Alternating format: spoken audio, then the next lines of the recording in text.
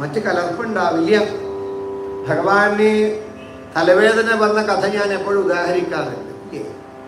ഭഗവാന്റെ തലവേദന മാറണമെന്നുണ്ടെങ്കിൽ ഭക്തന്റെ കാലിനടിയിലെ ചെളി ലേപനം ചെയ്യണം. ആര കൊടുക്കുക കാലിനടിയിലെ ചെളി? ഗുരുവായൂരപ്പന്റെ നെറ്റിയിൽ തേക്കാൻ. വൈഷ്ണവാന യഥാശംഭു എന്നാ പറയാ. ഭക്തൻ മഹാദേവനാണ്. ലിസ്റ്റ് നോക്കി, സീനിയോറിറ്റി ലിസ്റ്റ് നോക്കിയപ്പോൾ ഒന്നാമത്തെ പേര് ആരുടെയാ? ഭക്തന്മാരുടെ ലിസ്റ്റിൽ മഹാദേവനോട് പറഞ്ഞു, അങ്ങയുടെ കാലിൻ്റെ അടിയിലെ ചെളി വേണം. എന്തിന്? കൃഷ്ണന്റെ നെറ്റിയിൽ കൊടുത്തില്ല. അയ്യോ, കാലിൻ്റെ അടിയിലെ ചെളി ഒന്നും കൊടുക്കില്ല. പിന്നെ ആരോടെ ചോദിക്കുക? പലരോടും ചോദിച്ചു, ആരും കൊടുക്കണില്ല. ഒടുവിൽ ഗോപികമാരെ സമീപിച്ച് കൃഷ്ണന് തലവേദന എന്ന് പറയുമ്പോൾ തന്നെ കരയാൻ തുടങ്ങി.